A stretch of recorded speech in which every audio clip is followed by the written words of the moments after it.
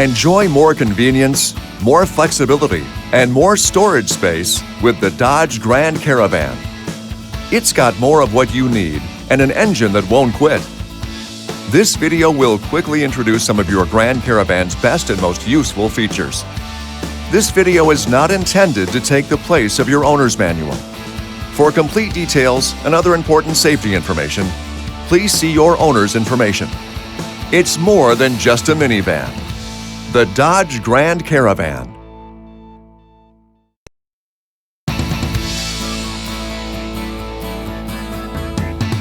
If your vehicle is equipped with our remote keyless entry system, your key fob can lock or unlock the doors and liftgate and activate the panic alarm, optional power liftgate, and power sliding doors from distances up to approximately 66 feet or 20 meters right from the key fob.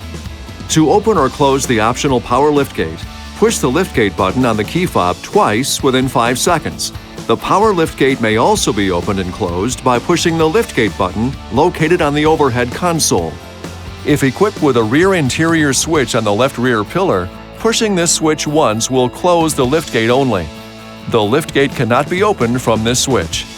Now, your key fob may also be equipped with remote start, so you can start your vehicle from up to 300 feet or 91 meters away. To start the engine remotely using the key fob, shift into park and close the hood and liftgate. Then, push and release the remote start button on the key fob twice. The engine will start and will remain in the remote start mode for a 15-minute cycle. To cancel remote start, push the button a third time. This video is not intended to take the place of your owner's manual. For complete details and other important safety information, please see your owner's information.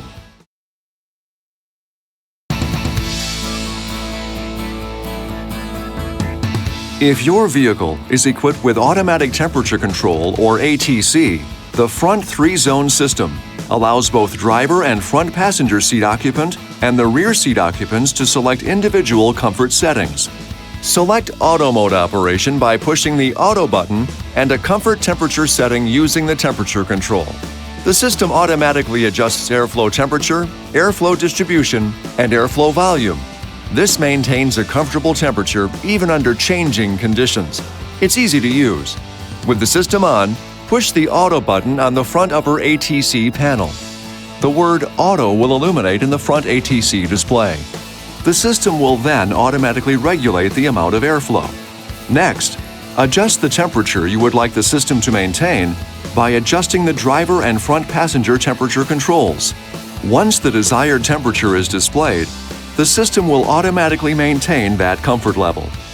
When the system is set up for your comfort level, it is not necessary to change the settings. You will experience the greatest efficiency by simply allowing the system to function automatically. The rear system control for the rear ATC system is on the front lower ATC panel located on the instrument panel. Pushing the rear lock button for the rear ATC system from the front lower ATC panel illuminates a lock symbol in the rear display. Rear second row occupants can only adjust the rear ATC control when the rear lock button is turned off. The rear ATC system is located in the headliner near the center of the vehicle. Low-level heating will turn off after a maximum of 45 minutes. Here's a quick note though. If auto operation is turned on through the instrument cluster display, the heated seats will turn on automatically when the vehicle is started. And here's another great feature. You can choose to have your heated seats and steering wheel activate automatically with your remote start. How's that for those chilly mornings? To activate the features, push and release the Select button until a check mark appears next to the feature in the instrument cluster display. To turn the feature off, push and release the Select button again. These features will stay on through the duration of remote start or until the ignition is put into the run position. Second row heated seat switches are located in the sliding side door handle trim panels and function the same as the front switches. This video is not intended to take the place of your owner's manual. For complete details and other important safety information, please see your owner's information.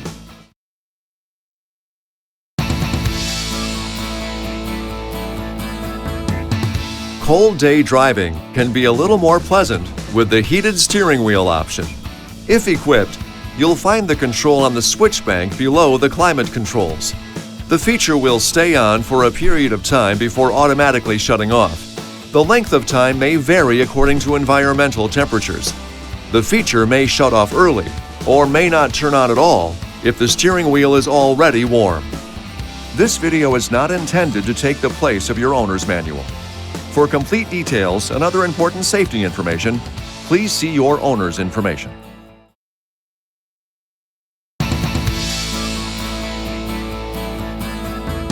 If your vehicle is equipped with the driver memory seat, this feature allows you to store up to 2 different driver memory profiles for easy recall through a memory switch. Each memory profile contains preset driver position settings for the driver's seat and side mirror. The memory switch is located next to the driver's door handle. The switch contains an S or set button to activate the memory save function. You'll also see the number 1 and the number 2. The switch allows the driver to recall either of 2 pre-programmed memory profiles by pushing the appropriate number. To create a new memory profile, turn your ignition to the on position. Now, adjust all memory profile settings to desired preferences. Push and release the Set or S button on the memory switch, and within 5 seconds, push and release the memory button 1 or 2. The instrument cluster display will confirm that the memory has been set. It's as simple as that. You can even program each of your key fobs to a memory profile. Just cycle the ignition to the off position. Recall the memory profile of your choice, either 1 or 2, then push and release the Set button on the memory switch. Then push and release 1 or 2 accordingly. Memory profiles set, 1 or 2, will display in the instrument cluster. To finish the process, push and release the lock button on the key fob within 10 seconds. The key fob will now recall that memory profile anytime you unlock the door. This video is not intended to take the place of your owner's manual. For complete details and other important safety information, please see your owner's information.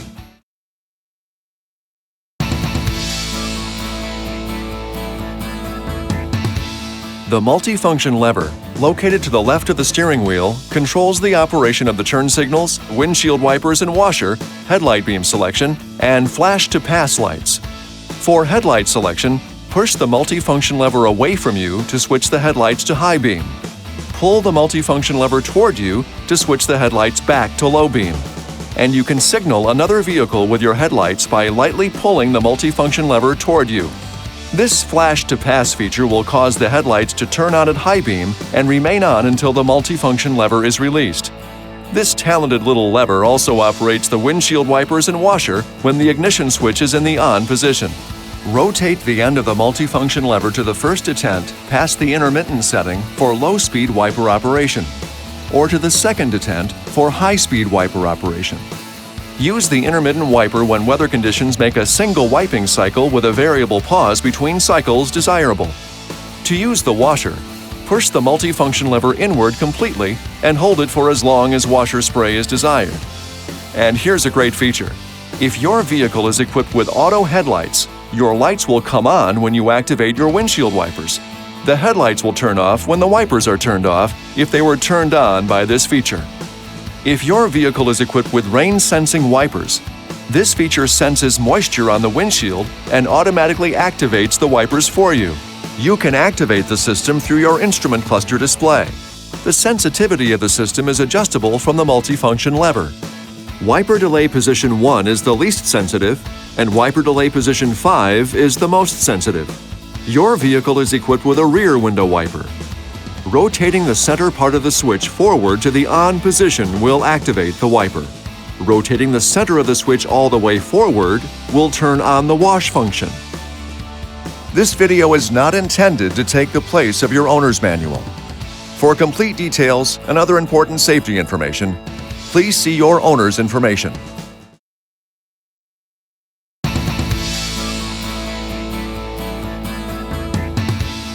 All of the lights except the hazard warning lights, headlight high beams, and flash to pass are controlled by switches to the left of the steering column on the instrument panel. Turn the control to the first detent for parking lights. Turn to the second detent for headlights. You can also turn the control to the auto position. In this position, the headlights will turn on or off automatically, based on the surrounding light levels.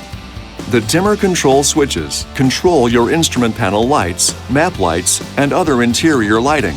With the parking lights or headlights on, or with the switch in the auto position, rotating the dimmer control on the left upward will increase the brightness of the instrument panel lights. Rotating the control on the right upward will increase the brightness of your other interior lighting. To activate the front fog lights, turn the parking lights or low-beam headlights on, or put the switch in the auto position, then push in the headlight switch control. Push the headlight switch control in a second time to turn the fog lights off. This video is not intended to take the place of your owner's manual. For complete details and other important safety information, please see your owner's information.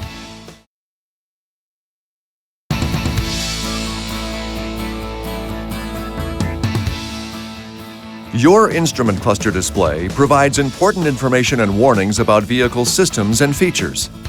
You'll find this display in your instrument cluster. The steering wheel mounted controls let you scroll through and enter the main menus and submenus. You can review specific information and adjust various settings so you can set up your vehicle your way. Let's give you some examples. You can lock your vehicle from outside with just the push of the lock button on your key fob. The turn signals will flash and the horn will sound to let you know the vehicle is locked. Nice, eh? Unless it's nighttime and you'd just as soon not wake the kids or the neighbors. Well, you can change those settings using your instrument cluster display. Here's how. Use the up or down arrows on the steering wheel controls to scroll through the main menu until you reach System Setup. Use the right arrow on the steering wheel controls to enter that menu. Now you can use the up or down arrows to scroll through this menu until you reach the feature you want to customize. In this case, horn with remote lock.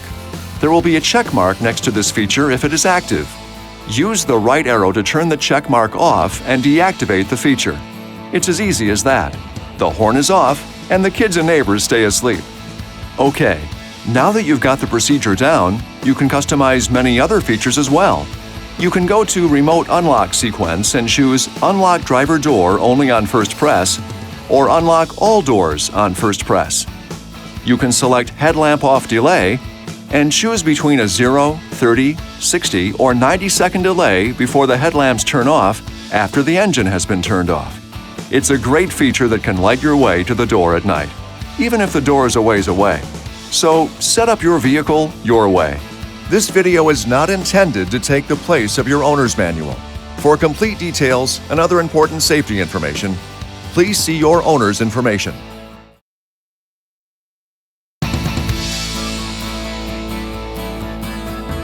If the vehicle diagnostic system detects a problem with the fuel filler cap, or the fuel filler cap is loose, improperly installed, or damaged, the words gas cap will display in the odometer, or the loose gas cap icon will appear in the instrument cluster display. If this occurs, tighten the fuel filler cap properly. If the problem continues, the message will appear the next time the vehicle is started. See your authorized service center as soon as possible. This video is not intended to take the place of your owner's manual. For complete details and other important safety information, please see your owner's information.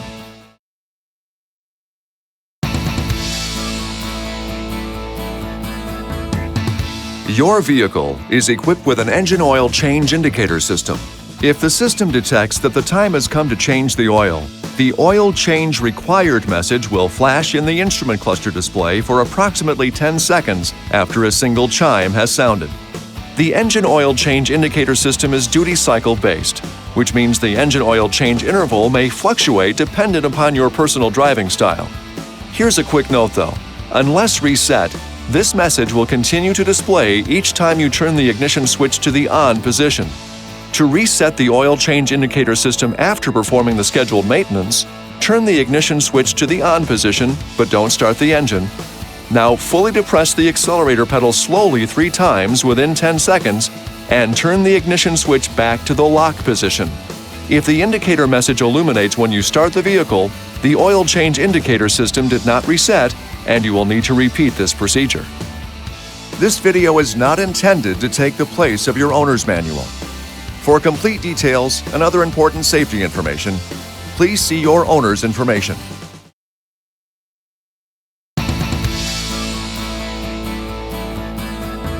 Your Tire Pressure Monitoring System, or TPMS, is a preventative safety feature that monitors pressure in your road tires. If tire pressure gets low, you'll hear an audible chime and the TPMS light will appear in your instrument cluster. This means one or more of your tires are underinflated and need to be inflated to the proper tire pressure. You'll find that information on the placard on the inside edge of the driver's side door. Even if the light turns on for a short time and then turns off, your tire pressure still needs to be checked. Remember, tire pressures change with air temperature change. Keep that in mind when you check tires inside a garage, especially in the winter. Tire pressure may increase from heat during operation. Do not reduce this normal pressure buildup, or your tire pressure will be too low. Here's an important note though. Do not try to use the TPMS warning light as a tire pressure gauge, as it does not automatically turn off when proper pressure is returned to the tire. Once your tires are properly inflated, you might need to drive a bit to reset the system. In the city, you might need to drive above 15 miles per hour or 24 kilometers per hour for a preset period of time before the warning light turns off. The warnings might stay on, however, until all tires have been properly inflated. This video is not intended to take the place of your owner's manual. For complete details and other important safety information, please see your owner's information.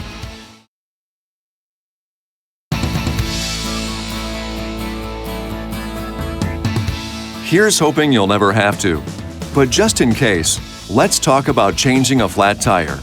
Now the jack handle, and winch handle tools are stowed behind the rear left side trim panel in the rear cargo area. You'll need to turn the two cover latches to release the cover.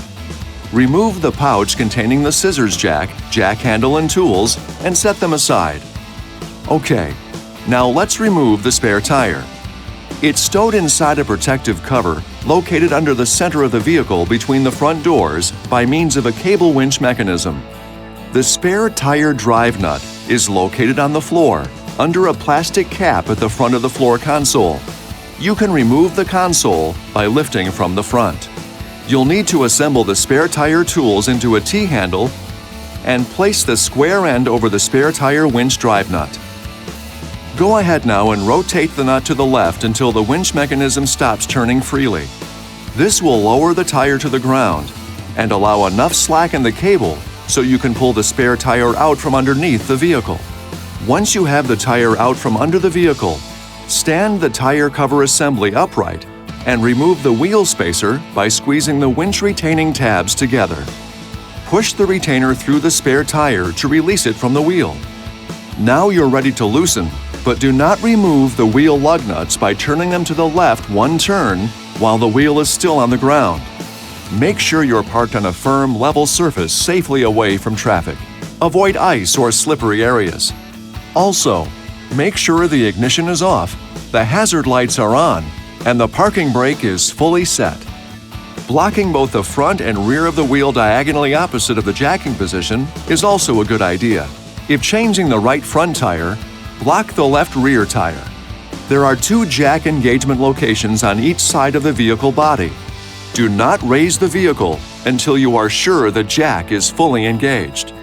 Raise the vehicle only until the tire just clears the surface and enough clearance is obtained to install the spare tire. Remember, minimum tire lift provides maximum stability. You can remove the lug nuts and pull the wheel off the hub. Position the spare tire on the vehicle with the valve stem facing out. The vehicle could be damaged if the spare tire is mounted incorrectly.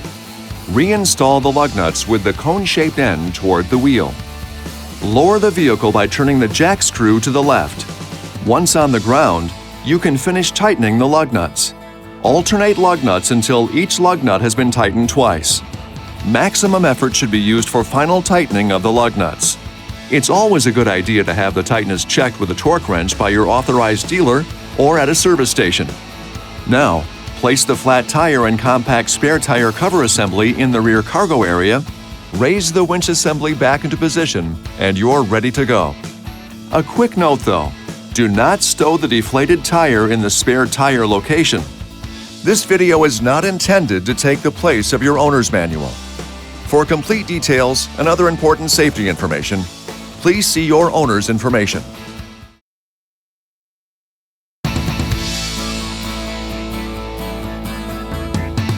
Here's hoping you'll never have to use it, but if you do get a flat tire, knowing how to use your tire service kit repair system will get you back on the road quickly and safely. A quick note though, for more detailed information, including where the tire service kit is stored on your vehicle, refer to your owner's information. Remember that roadside assistance may be available. Consult your owner's information for details. If you do experience a flat tire, pull over to a safe location and turn on your hazard lights. Position the tire that needs inflating so that the valve stem is located near the ground. This will allow the tire service kit hoses to reach the valve stem with the tire service kit flat on the ground. Place the transmission in park for automatic transmission vehicles or in gear for manual transmissions. Turn off the ignition and set the parking brake. Place the tire service kit on the ground next to the flat tire. Now on the kit, push in and turn the mode select knob to the sealant mode position and uncoil the clear sealant hose. Remove the cap from the fitting at the end of the hose. Remove the valve stem cap and screw the sealant hose fitting onto the valve stem. Next, uncoil the power plug on the kit and connect it to the vehicle's power outlet. If your vehicle is equipped with a manual transmission, you'll need to put the transmission in neutral at this point. Go ahead now and start the engine. Push the power button on the tire service kit and the sealant should start flowing from the bottle through the hose and into the tire. Run the pump until the sealant stops flowing into the flat tire. The pressure may read up to 70 psi, however it will quickly drop once the sealant bottle is empty. The pump will start to add air into the tire after the bottle is empty. Continue to fill the tire to the correct pressure indicated on the tire placard. If the tire does not inflate to 26 psi within 15 minutes, the tire is too severely damaged and will need to be replaced. Do not drive the vehicle. Once the tire has reached the correct pressure, turn the pump off. Remove the speed limit sticker reminder from the top of the sealant bottle and place the sticker on the instrument panel. Disconnect the sealant hose from the valve stem and install the valve stem cap. Unplug the kit from the power outlet and place the kit in its proper storage location. The next step is important. Drive the vehicle for 5 miles or 10 minutes to ensure the sealant is distributed within the tire. Do not drive the vehicle faster than 55 miles per hour like the sticker says. After 5 miles or 10 minutes, pull over again to a safe place to check the tire pressure using the tire service kit. Push in and turn the mode select knob on the kit to the air mode position. Plug the tire service kit into the power outlet and connect the black air hose to the valve stem. Check the tire pressure on the gauge. If the pressure is less than 19 psi, do not drive the vehicle until the tire has been replaced. If the tire has more than 19 psi, turn the power button on and add the air necessary to return the tire pressure to the correct pressure indicated on the tire placard. If the tire becomes overinflated, push the deflation button to reduce the tire pressure to the recommended level. Disconnect the tire service kit from the valve stem and install the valve stem cap. Unplug the kit from the power outlet and place the kit in its proper storage location.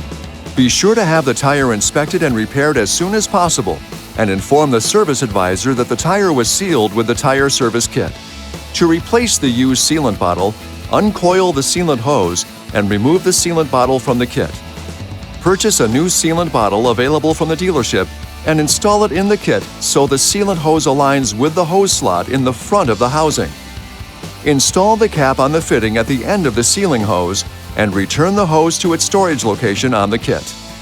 Then return the tire service kit to its storage location in the vehicle. A quick note here, you can also use the tire service kit pump to inflate balls, air mattresses, and other inflatables. You'll find adapters in a compartment on the bottom of the unit. This video is not intended to take the place of your owner's manual. For complete details and other important safety information, please see your owner's information.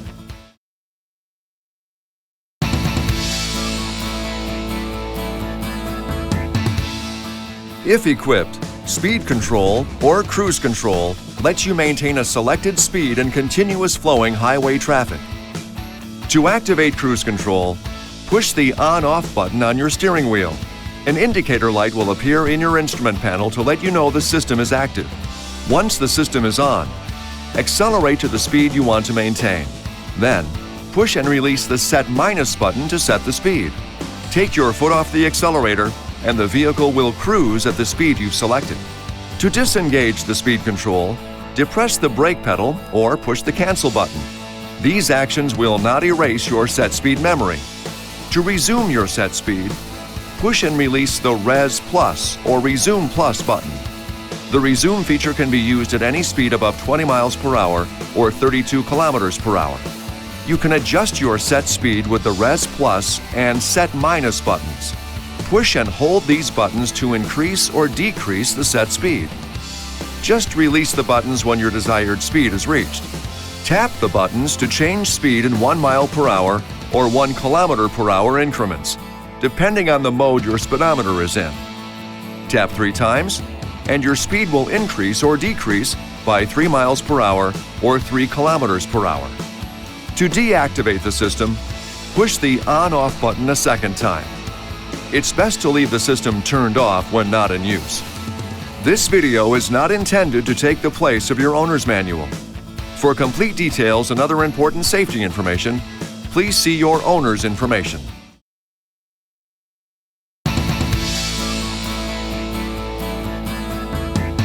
If your vehicle is equipped with power sliding doors, you'll really appreciate how handy this feature is.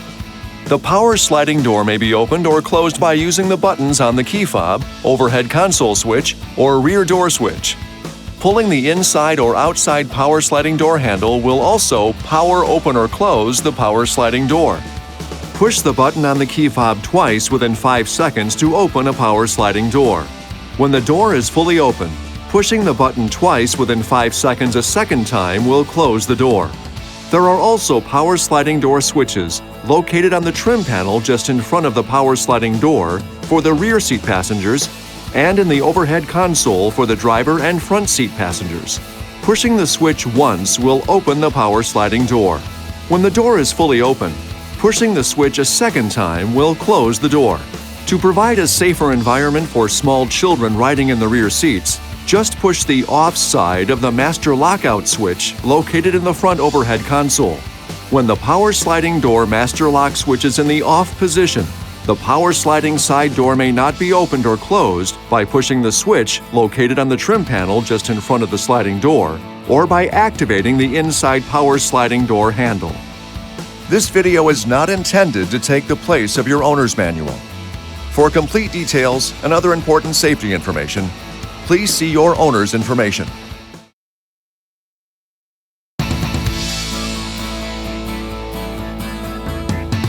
Your vehicle may be equipped with a one-touch power folding seat switch that's located in the left rear trim panel as part of a switch bank. The switch is only functional when the liftgate is open and the vehicle is in park. Now, be sure to lower the headrest before operating the third row power seat switch. Their rear switch bank allows for convenient multiple power folding and unfolding positions for the third row seats. Left and right third row seats can be folded individually or together to accommodate for whatever cargo or luggage space you need. This video is not intended to take the place of your owner's manual. For complete details and other important safety information, please see your owner's information.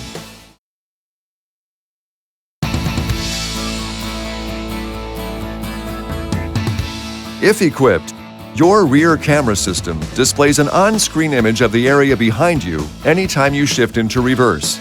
The image appears on the radio display screen in your center console. The camera is mounted in the light bar over the rear license plate.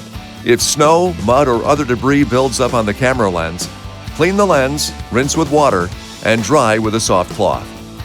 A quick note though, always carefully check the surrounding area before you back up. This video is not intended to take the place of your owner's manual. For complete details and other important safety information, please see your owner's information.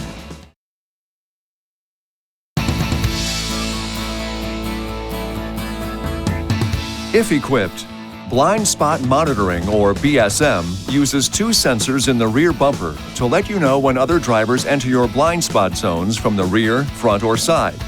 When you start the engine, the BSM warning light will shine in both outside mirrors to confirm activation. The BSM detection zone covers about one lane on either side of you. The zone starts at each outside mirror and extends back toward the rear. The system activates when your speed reaches about 6 miles per hour or 10 kilometers per hour. If an object enters the blind spot zone from either side of the vehicle, the BSM light will appear in the corresponding outside mirror. A warning will also be issued if a driver comes up from behind or if you use your turn signal in a direction the system senses another driver in that detection zone. If the difference in speed between you and the other driver is greater than 15 miles per hour or 24 kilometers per hour, a warning will not be issued. Be sure to keep the rear bumper free of snow, mud, or other debris to ensure proper operation. Don't block the area with foreign objects like bumper stickers or bicycle racks. This video is not intended to take the place of your owner's manual. For complete details and other important safety information, please see your owner's information.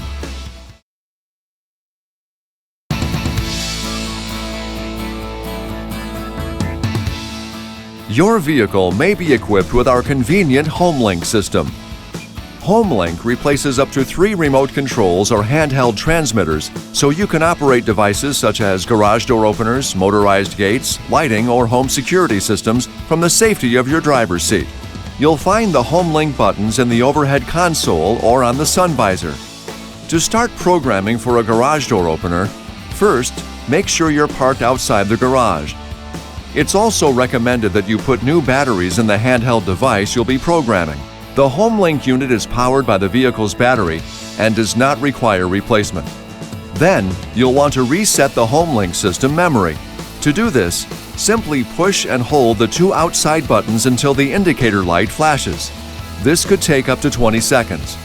This procedure erases all 3 HomeLink button programs, so you only need to do it once. Do not erase all 3 channels when programming additional buttons. Now, before you program your HomeLink system, you'll need to determine the type of garage door opener you have. Go to the garage door opener motor in the garage. See if you can find the Learn or Train button, which is usually found where the hanging antenna wire connects to the garage door opener motor. It is not the same button normally used to open and close the door, and it may vary by name or color depending on the manufacturer. If you can find a Learn or Train button on the opener motor, then you're using a newer rolling code garage door opener, and programming will involve a few additional steps. If there is no Learn or Train button, that means you have an older, non-rolling code garage door opener. Once you know what type of opener you're using, you're now ready to program the HomeLink system. Here we go. Put the ignition switch in the on-run position, but don't start the engine. Hold the handheld transmitter 1 to 3 inches or 3 to 8 centimeters away from your HomeLink system. Now, simultaneously push and hold both the HomeLink button you want to program and the handheld transmitter button. Watch the HomeLink indicator light. It will flash slowly at first and then rapidly. It may take 30 seconds or more for the rapid flashing to occur. When it does, release both buttons. The garage door may open and close while you're programming. To check your programming, push and hold the just programmed HomeLink button and observe the indicator light. If the indicator light stays on continuously, then programming is complete and the garage door should activate when the HomeLink button is pushed. At this point, if you have an older, non-rolling code garage door opener, you're done. Your HomeLink controls and garage door opener should now be in sync. If you have a rolling code garage door opener, here's where those additional steps come into play. Go to the garage door opener and once again find the Learn or Train button. Firmly push and release it. You now have 30 seconds to return to the HomeLink system, so move quickly. Better yet, it might be good to have a second person standing by at the HomeLink system. Once there, push the HomeLink button you'd like to program twice. Hold the button for 2 seconds each time. If the opener is plugged in and activates, programming is complete. If it does not activate, push the button a third time for 2 seconds to complete the training. Please note that HomeLink will be disabled anytime an onboard security alarm is active. If you have any problems or require assistance, please call toll-free 1-800-355-3515 or visit homelink.com for information or assistance. This video is not intended to take the place of your owner's manual. For complete details and other important safety information, please see your owner's information.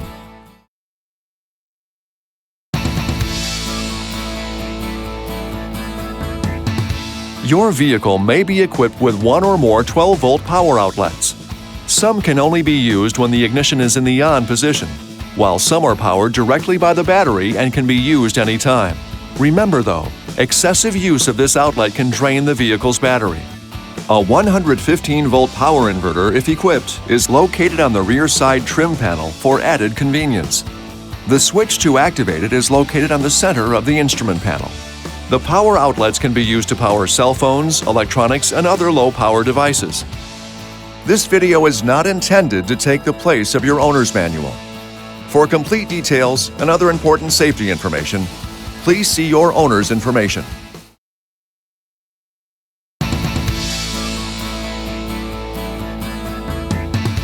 Here's a cool feature. You can play your iPod or memory stick right through your vehicle's audio system. Use your iPod cable or memory stick to connect to the USB port, which is located in the glove box. A quick note though, your devices may take a few seconds to connect. Once your iPod is connected and synchronized to the vehicle's system, it will begin charging and is ready for use by using the radio controls or convenient voice commands. Once connected, simply push the media button on the faceplate and then the aux button on the touchscreen to enter the iPod mode.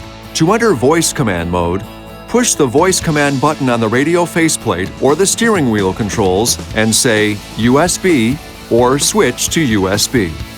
Once your iPod or memory stick audio tracks begin to play, you can take control using the radio controls or voice commands. You'll also find 2 USB ports on the driver's side rear passenger door panel. These ports are for charging devices only though. This video is not intended to take the place of your owner's manual. For complete details and other important safety information, please see your owner's information.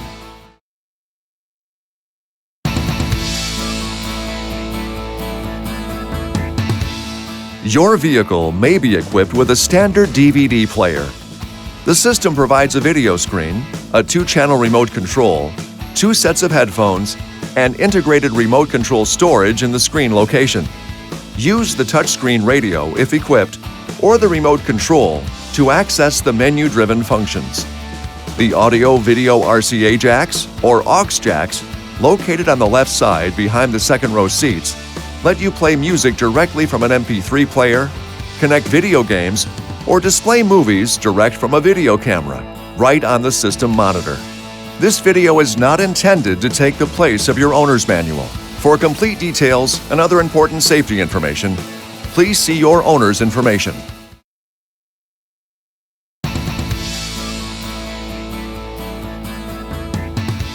If equipped, your steering wheel audio controls let you manage your audio system without taking your hands off the wheel.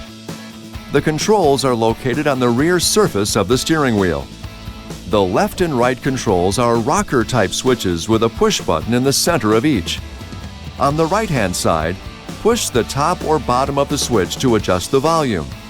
Push the right-hand center button to toggle between AM, FM, and other radio bands like satellite. It will also cycle through other media sources if connected. In radio mode, use the left-hand switch to seek through listenable stations. Push the button on the left-hand switch to cycle through your preset stations. In media mode, use the left-hand switch to cycle through tracks.